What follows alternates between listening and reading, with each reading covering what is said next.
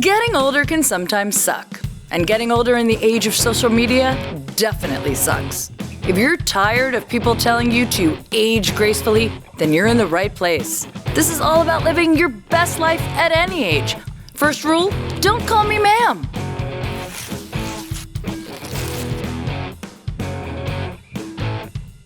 Hey everyone, I'm Jodi Miller, and this is Don't Call Me Ma'am. Don't call me ma'am. And don't call this next guest ma'am, especially because she's like way younger than me, bitch. No, I love this woman. I've loved her since I met her, which was now like over 10 years ago, I feel like. Over 10 years ago. I mean, she's just like... We're decades in. We're decades into this friendship and no signs of stopping. She's an amazing writer, a comic, a director, a podcaster. She has an amazing podcast that I just did called That's So Mental. Start clapping right now. And by that, I mean pull over to the side of the road because we don't want anyone to get into any car accidents if you're just listening. Start clapping right now for Ilana Cohn. Yay! And Thanks, she's done Jodi my Miller. show, That's Historical. Yes. And you're hysterical. You're just hysterical. You're hysterical. I mean, end of podcast. So, all right. I mean, my God, we've known each other forever and a day. And you started this podcast, That's So Mental, how long ago? We've been on since December. Okay. We started in about September, maybe. Christina Fernandez, my co-host, and I talked about it for years. Were you just like, you're so mental? And she's like, no, you're so mental. And she's like, no, you're so mental. And she's like, let's do it. Basically, we're both like, how are we surviving this industry? Isn't it crazy to be parents and to be trying to be artists? What are you talking about? It's so easy, everyone. It's so easy. Move to LA. It's like a Valium. So fun. So, I mean, so you guys just started it. And I mean, I love it because... You know, so many people now finally talk about mental health. Do you remember the days when nobody would talk about it? You couldn't talk about it. You weren't allowed to You know, in a lot of industries, you still can't talk about it. I watched the which industries? Like airline pilots. They cannot. They cannot be like, I'm depressed that my parent died. Maybe I should work with that. And you're like, no, shut off the fuel to the engine. Didn't that pilot do that on the Air India flight? I mean, maybe that's what they're thinking. But the thing is, it's so much worse that they can't talk about it. Yeah, if they can't talk about it, they'll lose their job. Exactly. So instead, they don't talk about it, and then they hurt people. Yeah, obviously. I mean, and that is that's industry, and I'm sure. I think in the medical industry, you know what I mean. Surgeons, you know what I mean.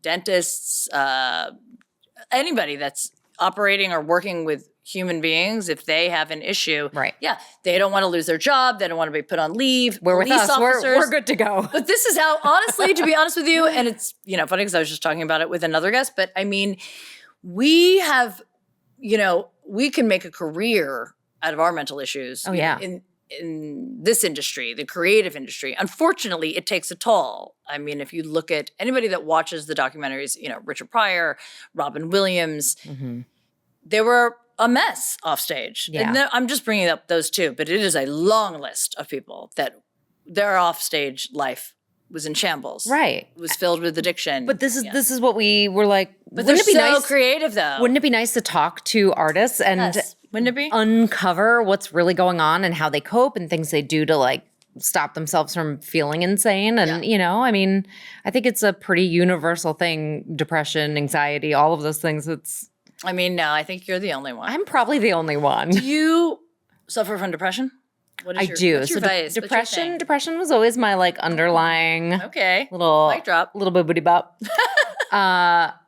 And anxiety, I feel like came with motherhood. Holy shit! Right? Did that ever? That's so funny because I was not aware the level of anxiety that I was going to experience once I became a mom. Yeah. It is no joke. Yeah. That is what people really don't talk about. They talk about the lack of sleep and all of those other things, keeping a human alive. But it is the anxiety of so many things. And I think underneath a lot of that is, what if something horrible happened to them or to me? Right. It's equal. I think it's like equal. It is, because you're like, I can't leave them alone on this earth. No. Oh my God. How devastated they would be. Right. they would be in therapy for the rest of their lives. I lost my mom at such a young age, or I lost my dad at such a young age. Yeah. And it's like you always think about when somebody dies super young, like Malcolm Jamal Warner, tragic and so sad. Yeah. It just breaks my heart. And you're leaving a child. Like when you hear about stuff like that, it's just, yeah. So I think that anxiety is split 50-50 of like what something terrible happening to them, something terrible happening to them, to me. Because if something happened to them, something would probably happen to me at my own. Right? Age. Because I can't even imagine. It feels impossible. And my heart really goes out to parents. I mean, obviously a lot of parents have dealt with that, and it's like the worst possible thing.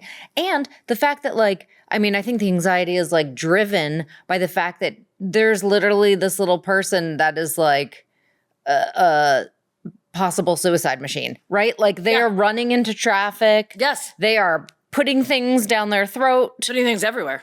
Just everywhere. Everywhere. And I think social media has made, I mean, obviously I'm not, uncovering a new fact that people are like, wow. But I mean, social media is so great in so many ways and so detrimental to our mental health, whether you have kids or not. The compare and despair is just, it brings it to a new level because it's in front of our face all the time. But social media, the news, it's in my algorithm because I mistakenly probably looked at one story about one child that lost their life doing something. And now every story and everything that happened in Texas with the flooding, I had to really just mute all of my news feeds and everything because I was breaking down in tears. It's so horrific. And the truth is like, I think there's studies that there is overall less violence, less crime, all of that right now, less death. Right. However, it seems like a lot more. Every single version of it we see all the time, and we have so much access. It's too much. It's not. Much. Our brains are not meant to handle. They really aren't. No. So I talk a lot about on this podcast and just when I'm out in the world about my experience with, doing alternative medicine, we'll say, MDMA, I've done ketamine for, therapeutic reasons, and I'm very open about it. I'm a big supporter of it, psilocybin, microdosing, all of that stuff. I have not done ayahuasca. I want to, but it's the mother of all of them. It is the mother of all of them. And I've definitely wanted to. I think what has held me back, and we talked about it on your podcast, is that I feel like a little like an empath, and if I'm surrounded by a lot of people dealing with their trauma and their shit, I just feel like I would absorb it. I do that in my daily anyway. So it makes me very anxious. I'd rather do it in a one-on-one setting for the most part, or a very small. In retrospect, I don't regret doing it. Right. I regret doing it at the place I did it and the way I did it. Right. It was too much, too hard, too fast. So tell me too big. So this is your first time doing it too, right? Yes. Yeah, which I go all in. I go 0 to 60. Let's do it. So I had been looking into alternative therapies. My depression had gotten really bad. I went from postpartum to pandemic, and then I just pandemic-partum. Just coined that phrase. Trademark. I couldn't get out of it, and I was just like, things aren't bad. I don't know why I feel this bad. And I had tried, during the pandemic, I had tried Prozac. And it was the first time I ever tried antidepressants. Right. And it helped, it got me up. But then after a few months, I just was numb and nothing. I was I feel nothing. I feel no joy. I feel no pain. I'm just floating in this world with nothing. And it was very uncomfortable. Right. And I was this is not how we are meant to exist. So I weaned off of that. And I never tried another I just was really I don't know about meds. I'd never done it. I was very skeptical. In retrospect, that too, I probably could have given another try. Anyway, so I was looking at ketamine therapy. I'd found somebody who was a practitioner and emailed and talked with them a little bit. And my friend went and did ayahuasca. And I had also been looking into ayahuasca and psilocybin and all of these things. Just different modalities. I was I want to find something that works. But I'd looked at ayahuasca for a while too. And then my friend went and did it. And she was she came back different, visibly better. better. I mean, she really like Hotter? worked Was she through hotter? So much taller. Taller, Faster, thinner, stronger. faster, stronger. She was the bionic woman, guys. That's what happened in Costa Rica. She got into a skydiving accident, and they replaced half of her. For All of her bones are for now those of you who have never titanium. watched the bionic woman, that's exactly what happened to her. She was in a skydiving accident. The bionic But she was on man- her way to go do ayahuasca. That's the right. part they don't That's talk what about. they don't talk about. Okay, 70s. We get it. Okay. She probably was 70s. Anyway, Yeah. okay, yeah. Yeah. So your friend came back. So she came back and I was like, oh my gosh. And she was like, I thought about you a lot during it. And I was like, I have been, at the time, I had really been looking at that. You know, like Yes. I went through different phases of looking through different things. And long story short, I was like, it's a very expensive endeavor. It is. And she is a very successful person and was like, I would pay for you to go and do this. Oh my God. And I was like, I can't accept that. And Yes, then you I like can. for a month meditated on like, why can't I take this gift? What is it? You know, and then I finally like was like, you know what? I'm going to do it. And I did it. And childcare was lined up with Liam and I was like a week away. Yeah. And So how many sessions was it? For my friend, she did, I think, 3 or 4. it was 4. 4. She did 4 too. Okay. Yeah. And I did the whole like dieta where you don't eat like sugar, caffeine, Yes. alcohol, no drugs, no like everything. And she's a big drug addict. I'm just kidding. Huge. That was very hard. So I was like really prepped, really ready. The thing that I talk about on our podcast too is the thing that I also think helped contribute to my breakdown was the October 7th stuff in Israel happened. Oh, God, yeah. 2 weeks before I went. Okay. That's So my whole family's there. It was a lot. And I did the social media thing of watching every horrific thing. Yes, which that happened. I actually could not. I was deep in a Mackenzie world Yeah. at work, and I had to actually Just stop. turn it off. Yeah. And not that I wasn't like horrified, disgusted, scared, Yeah. all of the emotions. But for your I had own to health. function Yes. and take care of a small baby at that time, 2.5. Yeah. Yeah. So that was another thing. I think that was in my psyche and it was weighing so heavy. I wasn't sleeping because I was like going down these rabbit holes and, you know, I think that had a lot to do with it, Right. honestly. Yeah. The timing. So anyway, I get there. I was like, you know what? I'm going to a week before, I was like, I'm going to shut it off. I'm going to really try to get in. And I get there and I do all the stuff and it's like a beautiful like resort. I mean, it feels kind of like White Lotus, Yeah. you know? And you do these like mud baths and you go to all these like integration classes where it's a little, that part of it, I'm like, felt a little too programmed, you know? Whereas I think like had I done it in a Peruvian Right. jungle with just like one person and like Right. maybe Yeah. 5 other people, Right. you know? And this is like 50 people at a time in a big room called That's a Maloka. a lot of It's people. a lot of people. It's a lot of energies to be. It's a lot of energy. And there's helpers, but like everyone's on the medicine. Yeah, and whether you're, more of an empath than not, it doesn't matter. You're around 50 other people and what they're experiencing, various degrees of like, trauma releasing or whatever. It doesn't matter. It's a lot. That's Yeah. a lot. I didn't realize it was 50 It's a people. lot of people. It's many people. It's a lot of people. So you take the medicine, you purge. You're basically like, everyone has buckets and Yeah. you're barfing and there's bathrooms and you're pooping and it's Yeah. like gross. Right. And you're basically like sitting in silence for an hour and you start to move through stuff. And I have always been a very insane. No, I mean, like, I am good at like when I've done psychedelics before, very highly visual. I've always had a little bit of like that weird talk to dead people thing, just that connection to whatever else exists besides just this couch, right? There's something else. It's not just us. There's also a microphone. There's a microphone and a regular phone. Yeah, so many phones. But I've had, I'm tapped in that way. tapped in, I'm yeah. sensitive. Yeah. Highly sensitive in that way. And And if you tell her you don't like her outfit, she's very sensitive. I will cry in the car. I will cry. I like her outfit. Thanks. It's a little grandma, but I was like, well, ma'am, play the part.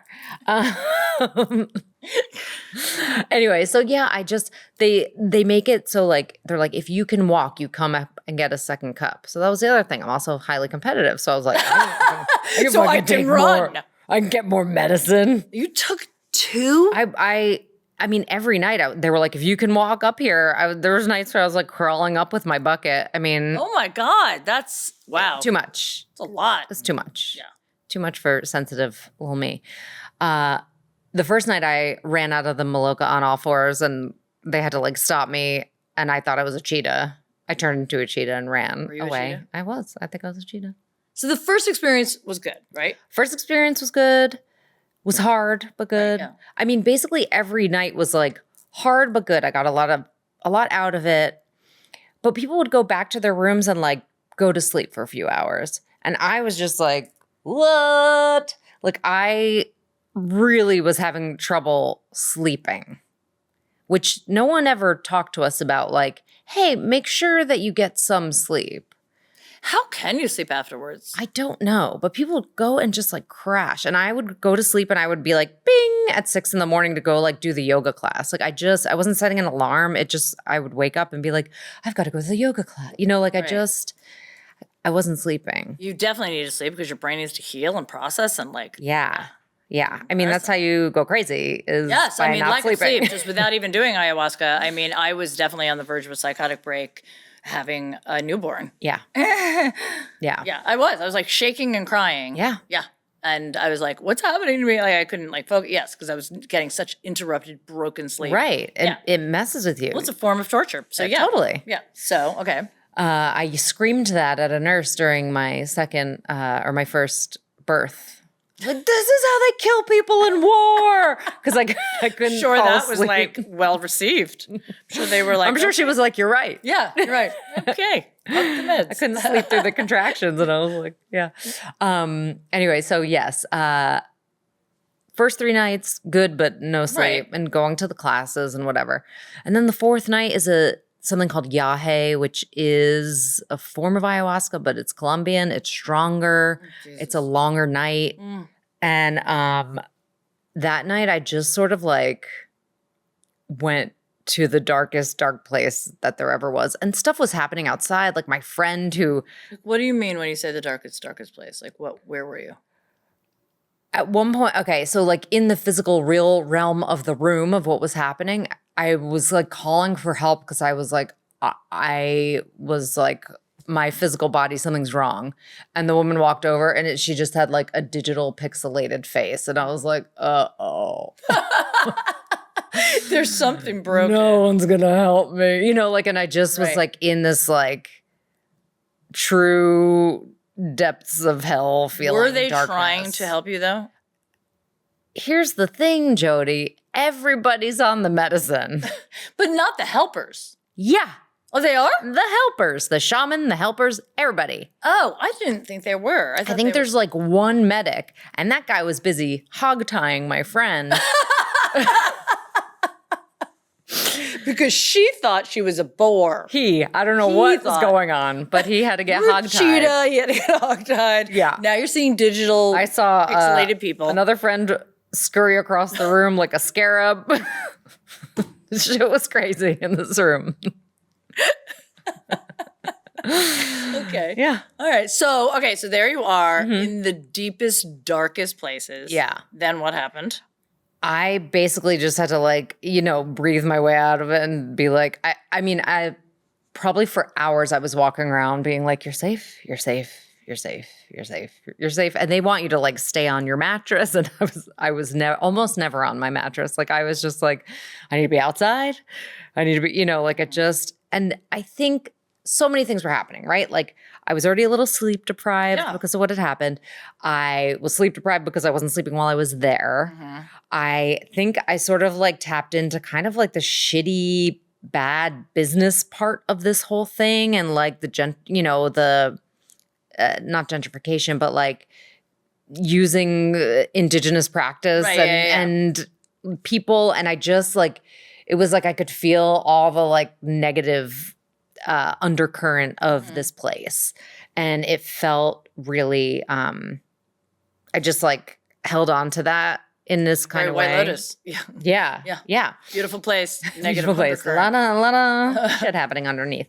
And, I think overall that place probably has helped more people than it has hurt. But I do think there is like a lack of accountability and sort of really, and maybe it's just not the place for like the more sensitive people to go. So after, right? so you have that night. What you had to stay there now an extra week because what was happening? Well, I kind of played it off like everything. I mean, I felt like everything was fine. When the sun came up in the morning, I was like, okay, everything's okay. Felt like yourself again? You felt like grounded? I did, but I still was like tapped into this weird dark undercurrent of what was happening in the actual place. At one point, I did this ceremonial like dance by myself in the Maloka. I don't know if it was Friday or Saturday, where I cleared out all of the branded stuff out of the room, shut all the gates, made someone like move this table into the center of the room and like and then was like, get out of here. I have to do this. And I felt, it was like, I was not controlling myself. I felt like moved by something else that I had to go wipe the slate clean or whatever was happening. I had Were you able to talk to Liam, your kids, anything? No. Well, so I was kind of like off the grid. So that happened. I felt like they were trying to hold me there at one point, which maybe they saw that things were going wrong, but no one ever said anything. And then I was like, I got to get out of here. They're going to try to keep me here. In my head is what started to happen. I started to go like really like conspiratorial. So I got my van to the airport and then I could not get on the airplane. And I called my friend. I was like, I can't get on the airplane. She's like, yes, you can. What do you mean you can't get on the airplane? I would like go to the bathroom. I was singing in the stall. Someone from the program came later to catch her flight later, found me, connected me with my friend. My friend connected me with Rhythmia. I was like, oh, I can't go back to that place. And I tried to run and then airport security tackled me outside. Oh my God. And then I'm not exactly sure what happened. I was taken I think I was taken to a hospital. But I was like drugged, like I had like shots in my butt. So I don't know when that happened.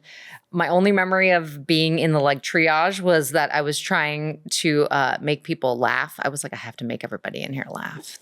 And I love that that's where it goes, right to the comic. You're just like, let's just do this. I'm handcuffed to a bed. This is a 10-minute set. Who's from out of town? Nobody speaks English. Well, then I'm sure I'm in a remote crushed part of Costa Rica. Everybody like, who's this crazy? They're like, there's a legitimate crazy American handcuffed to the bed. And I'm like. Doing comedy. Clowning. So I remember that part. And then I remember the ride back in the ambulance. And I was terrified because I was like, they got me. They tried to get me and now they've got me. And I'm going to be stuck here forever. Were you thinking about your kids? Yeah. Oh my God. Freaking out. I carried these like 2 stuffed animals around the whole week. Like. Were you able to talk to them at all during that week? I did. And when I would talk to Liam, I was like, yeah, I'm okay. I'm getting better. And then I would talk to my friend and she said I was saying the craziest shit to her. And she's like, okay. Like, you got to get Oprah down here. We have to expose this place. Yeah, I was. Imagine if Oprah came.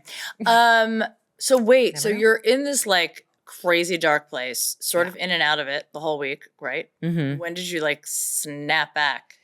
I didn't. My friend had to come and get me. Oh my God. I had to be on antipsychotics to leave. It's like a big. Holy shit. And then I was on them for a couple weeks, but I was like, they are messing with me. And I talked to like a psychiatrist. I talked to the psychologist who was like the ketamine person, the integration person who I was going to see anyway. I talked to a psychiatrist from her office who does the ketamine therapy. I talked to my regular doctor. I mean, I had all of these appointments right away, which was great. My husband basically set that up to be like, we got to make sure your brain's okay, because it was like, did I slip into like schizophrenia or did I unlock bipolar or something? Like we didn't know. And they were like, oh, she had a psychotic break. And my psychologist was like, oh no, you had an ayahuasca-induced psychosis. Right. Like this was clear. It was too much medicine for you. They broke you. It wasn't like your brain broke. Right. And it took a while once I got off the antipsychotics to like get grounded again. And I'd still have moments of like paranoia, but I was fine. My brain returned. Returned. And I know you were talking about, your friend said about like having. if there's anything in the family, I didn't realize how, like, if you're more sensitive, I'm assuming that would also make a difference too. If your brain is already more open to, I mean, I don't know because I haven't done ayahuasca and I haven't done the research on it. Yeah. So, I'm not an expert in that. And I've only done like the MDMA and psilocybin and LSD. But I can see where it could go. It's too much. And if there are other things floating around in that can get unlocked. Yeah. You know what I mean? That can just sort of like pop up. But it does sound like there were so many contributing factors that already put you at a very vulnerable place. Yeah. You know what I mean? If you had just done 1, maybe 2 nights. I think if I had just done 3, which is interesting because before I went, I was like, I think I should only do 3 nights. Oh, that's crazy. And I was like, should have listened to that intuition. Especially because it was like harder on the 4th night. I mean, a stronger drug. I mean, there was a lot of contributing factors. But I mean, thank God your brain is, okay. I know. I mean, it was like you're back, for the most part. For the most part. You're a little paranoia. I mean, like whatever, we all do. The paranoia has gone away. That lasted like probably a couple months after I got back, where I was like, and it scared me because I was like, is something wrong with my brain? But yeah, it's gone now. That's so, I mean, and so, all right. So, but were there any elements? I am on Wellbutrin now, I will say. Shout out to Wellbutrin. This is our sponsor for the show is Wellbutrin. Just 150 milligrams, just a little totally touch. fine, just a little snip. But are there elements that you took from that actually did improve your life or open some new things to you? I mean, were there takeaways that were actually beneficial? Definitely. Right. No, I can see which is the tricky part, right? The tricky part, because you're like, this was a really fucked up experience. I put my family through hell. I mean, they were scared. Yeah, the only one who was really calm was my brother, which is like my brother. So my friend would call him because she was talking to my family. She was, like the liaison between me and everybody. Right. And my brother was like, she's going to be fine. Don't worry. She's, like zero worry. And he was right. But I mean, has he ever done ayahuasca? No. Right. He's done some other, I think, things, but not like that. And yeah, I don't know. He just knew. You know what's really interesting? Because I think we talked about it on your podcast too. I purge whenever I do a psilocybin, like not microdosing, or if I'm doing a journey. Yeah. My body purges, and I think it's a lot of whatever I'm holding on to. Yeah. My body's like, don't talk about this, hold on to it. My brain is like, let's talk about it. And then I'm usually like, ugh. And usually I don't have anything to purge. Right. But even me just talking about it right now and listening to your story, I started feeling nauseous. My body already is like, it's either warning me, like, don't even think about it, bitch. Yeah. Like, don't even go there. You know what? Listen to that voice. Because that was a big thing for me where I'm like, should have listened to my own voice. Yeah, but saying that though too, there is like that sort of like struggle because my body doesn't want to talk about certain things, but once I do, it's out of my body and I process. That is true. And it feels better to get it out. So I'm not down to like go, let's do ayahuasca for 4 nights in a row. Yeah. There's no part of my body that wants that. No. Absolutely not. Yeah, but maybe an experience of low and slow, and slow, yes. Small group type of thing. Yeah. I mean, it definitely does that, right? It stirs, your mind goes somewhere that you don't like, and then you have to like feel those feelings and you get it out of your body is the idea of what or things that come up that were really suppressed for a very long time. Right. Because we're very good at doing that. Mm-hmm. And as a parent, I think about ancestral trauma because they talk a lot about that. And my daughter is adopted and she comes from a family of addicts, at least one side of her birth family. And she's definitely got that. Yeah. Probably, in her DNA. But then I'm also a true believer of, nurture versus nature and what I'm contributing. Of course. Yeah. So. But there is that trauma. I mean, both my grandmother on my dad's side had to move from Morocco. Like it was the Holocaust basically and the pogroms and moving, and that's like, it's, that was a traumatic time and we have all that stuff in our DNA. Yes. You know, I believe in the ancestral trauma. Yes. I also believe that your body holds on to, well, there are a lot of things that lay dormant in a body, and any kind of trauma or shock can release them.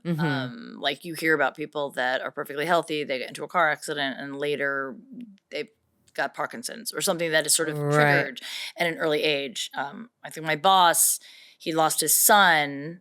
My former boss, he lost his son. You know, his son was like 20, I think 21. Terrible, horrible accident.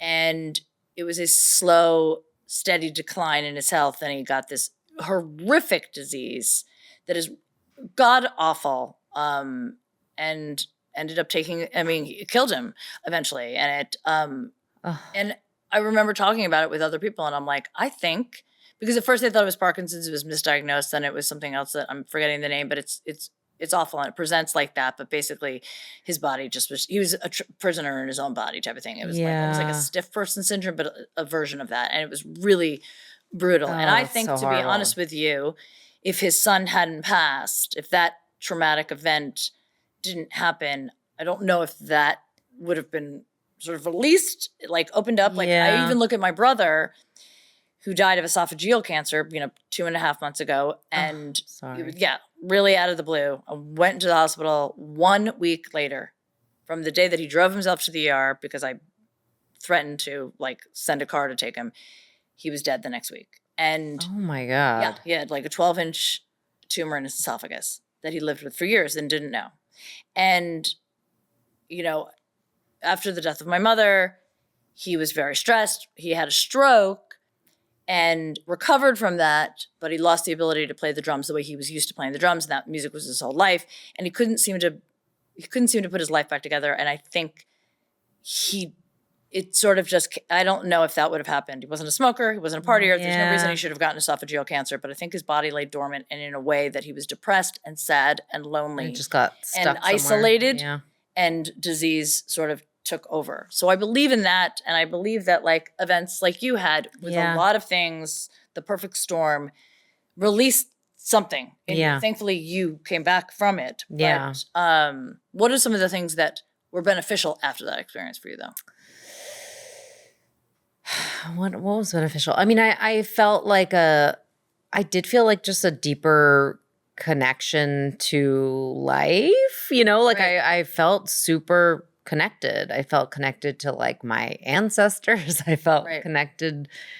Did you see any of your ancestors when you were in any of I did. I had some crazy, and it was. You saw dead people? I saw dead people.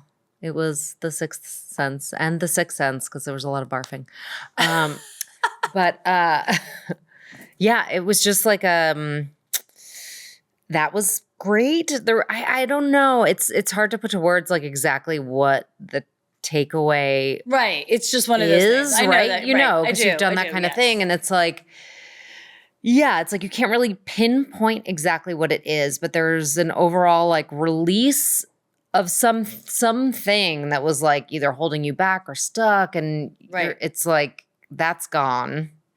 And not that there's not more work to do, and therapy for everybody. Yeah, no, agreed. Yeah. I agreed. I think there's obviously traditional therapy. There's lots of different types of therapy. Yeah. And I'm obviously a big fan of plant-based therapy, alternative therapy. For me, it was, again, I'm not somebody that really suffers from depression. I'm very fortunate, and I know how fortunate I am, but I definitely had a lot of blocks in my life. So doing a therapy session of MDMA with ketamine really opened my eyes, really, and not just from that one session, for actually months after. Right. Well, that's the connections. Thing. You're just oh my God, holy shit.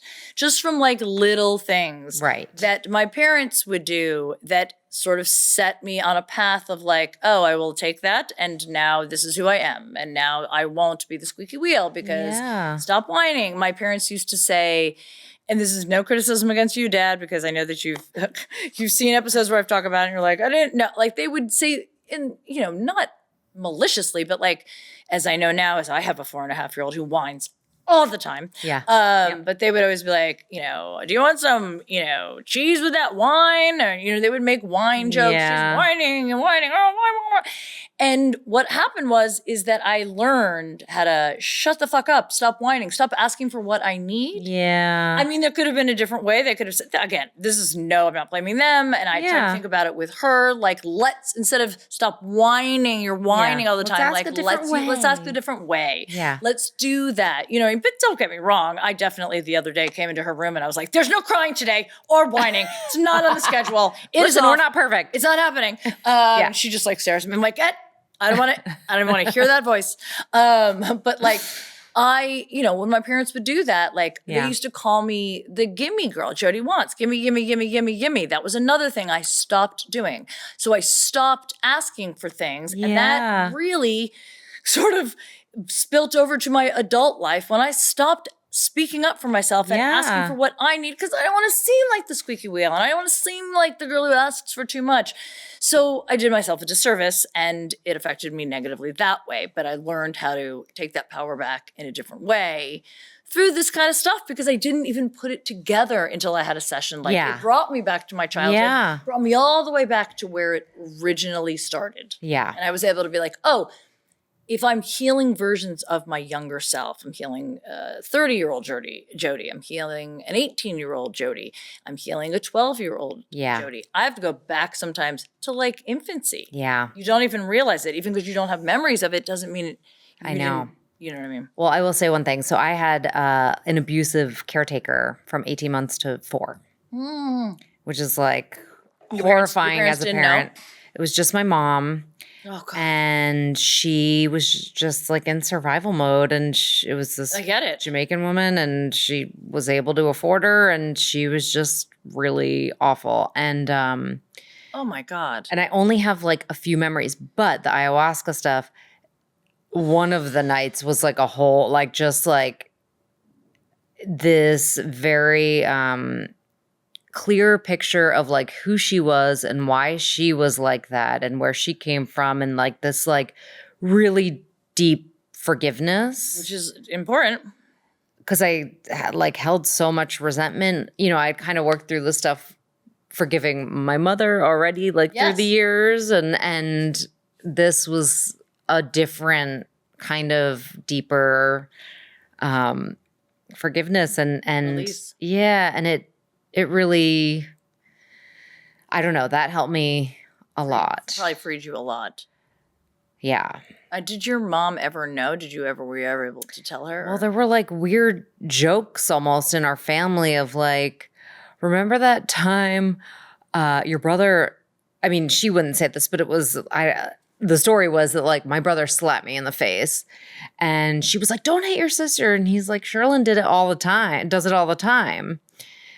And then, she would talk to her and then it would stop happening. But my memories of her are like very threatening. Like I wasn't allowed to say what was happening or she would kill me, like that was my fear of her. So I think maybe stuff stopped happening in front of my brother. He was at school and I was home with her. But I was so little. Oh, my God. I know. It's really... And now as a mother, too, you're just like... And I didn't know that I had this going on. I had always kind of dealt with, like, this dark depression and, like, and some addiction. You're not a happy kid because of it? No, I was a happy kid. No one really knew that I was unhappy. But I have, like, used suicidal ideation. I don't anymore since I was, like, 5 years old. And I never knew where this, like, darkness came from. And I've gone to therapy through the years. When I had my daughter and she was the age I was when I started getting abused, I started having almost, like, out-of-body, like, hallucinations. And I started going to a therapist and I was like, I don't know what's happening to me. And I started hitting myself. Oh, my God. Like, violently hurting myself. Not my kid. I never hit my kids ever, but me. If I couldn't control them, if they were crying, right, you would hit yourself. I would hit myself. Right. Like it was, and through that, and then through EMDR, right, I sort of started to understand what really happened and where this all came from, and unearth like, oh, this is why I've struggled with this for so long. At least part of the reason. Some of it might be like chemical, but I think, because my brother was always like, we had the same childhood, but we really didn't, and It makes a huge, huge difference. that gap was a really big difference because he was already gone and he was like taken care of. He had the first 5 years with our mom and then they split and my mom had to leave my dad. He was violent and scary and that too, like experiencing that. Also, her father died while she was pregnant with me. I mean, like there's so many things that, that was another weird thing that I sort of processed in the ayahuasca. Right. Like it's a wild ride, that medicine. It is. I remember I'd say maybe a month before I became a mom and I got the call that, I was a mom. I'd been in the process. I had been trying to get pregnant a long time. And then obviously I was waiting in the adoption process. And my friend came over and we did some mushrooms, like a regular dose. And we were having a night and it was great. And we were like talking to each other about a lot of stuff. And it was kind of at the end of the journey. And we were sitting on my couch. I remember it very vividly. And we were having like a lot of fun. Now, psilocybin makes me more silly than, and I definitely have moments, but I wasn't like in tears or anything. And I just broke out in tears. And she, of course, this is my own thing as far as like being vulnerable has always been a hard thing for me because I have my relationship with my brother, which is a different podcast. But, I was sobbing and she was like, let it go, let it out. Like what's happening, what it's going through. And this is not something that's like, oh, no one's ever thought of this, or I don't even know if I had really thought of it, but it was really affecting me because I had lost my mom and I, had my dad. I just had this moment where I was like, when my dad dies, that will be the last person who loves me unconditionally. He will be gone. The only other person that loved me unconditionally other than my mom will be gone. And while we have friends and everything, it's not the same. Yeah. It is not the same. And I felt it. Not that my dad's in great health and all of that. I just felt it. Yeah. And the yearning to still have a child was there, but I thought it's not going to happen. I'm going to be alone. It just was really heavy. And I was really crying for that young girl who still misses her mother so much. And there was a build up. I had a lot of very special moments because I also have that like a little bit of the intuitiveness of the manifestation in me, a meditation where I saw my mother handing me a daughter. So I had that coming up and I had a moment in the shower once I came out. I was like, I'm about to be a mom. But even though it was still months away, I just had these moments of like clarity, pure bliss and clarity. This moment was just sadness and yearning for my mom and scared that I was going to be alone and I wouldn't have anyone and it would just sort of end.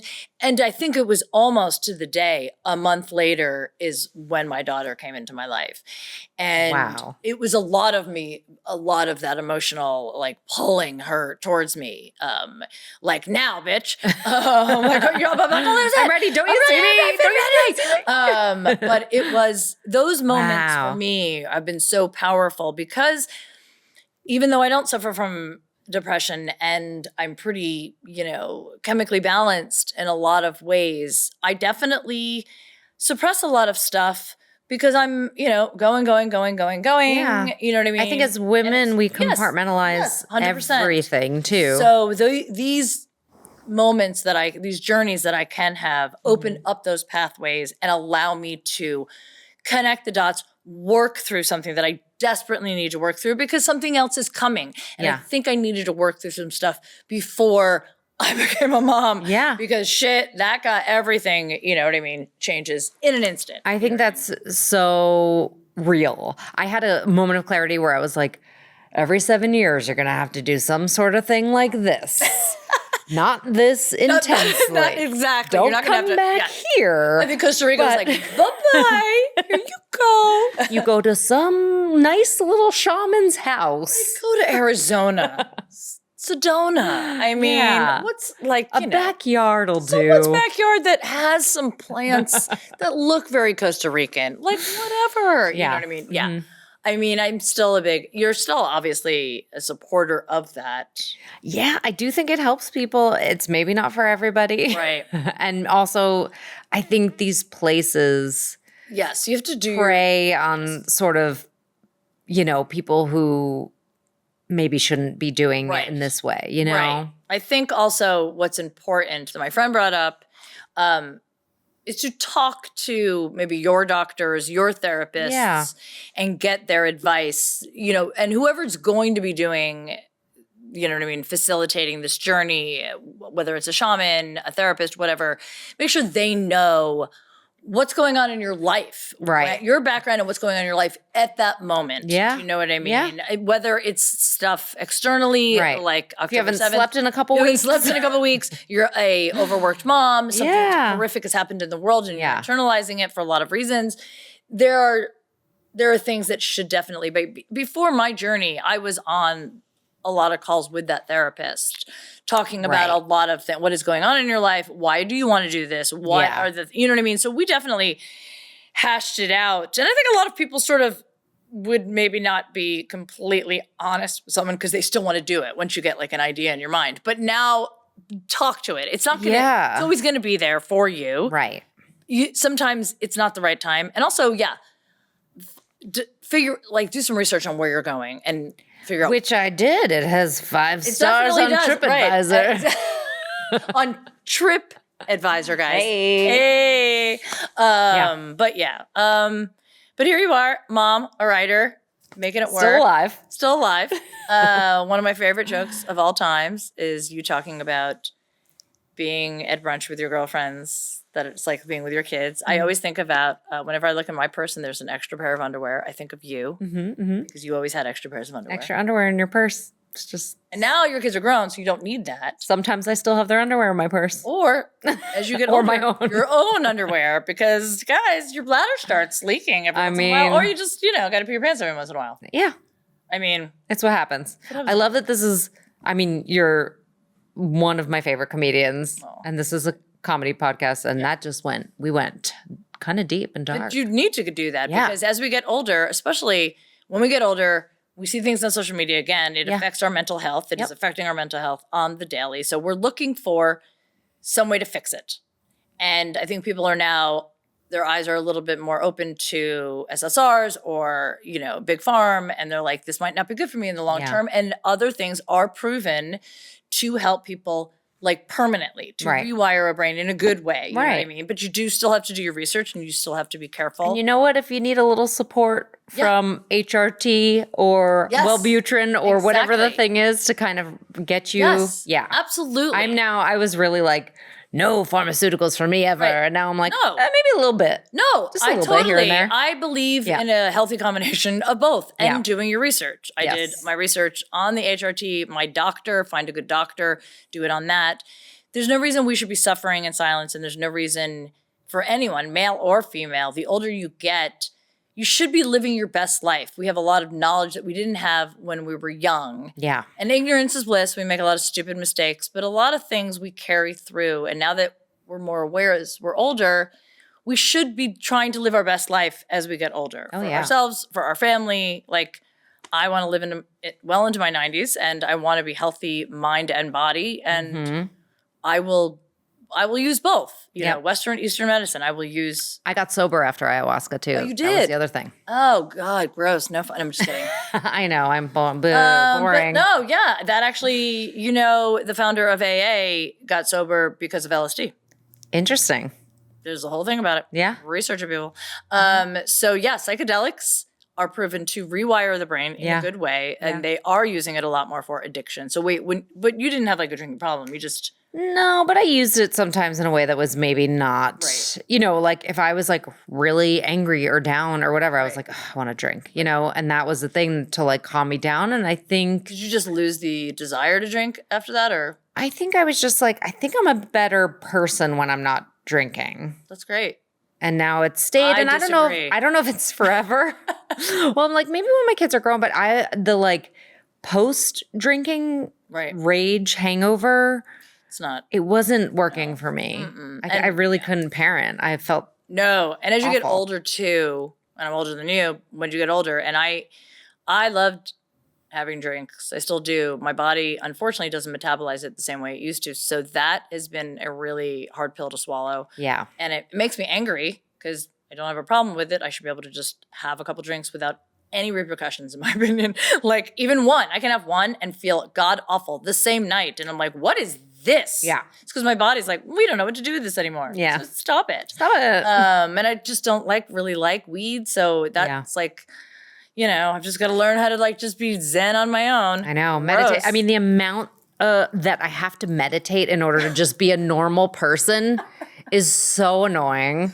But here we are. Here we are, guys. So where can people find you if they're looking you up and learn more about you? Well, you can listen to That's So Mental. Yes. The podcast. Yes. And I'm at Ilana in LA. And we will have links to the podcast and your socials on this episode. Yeah. Everybody will follow you. Guys, my name is Jodi Miller. Make sure to like and subscribe so that you don't miss an episode.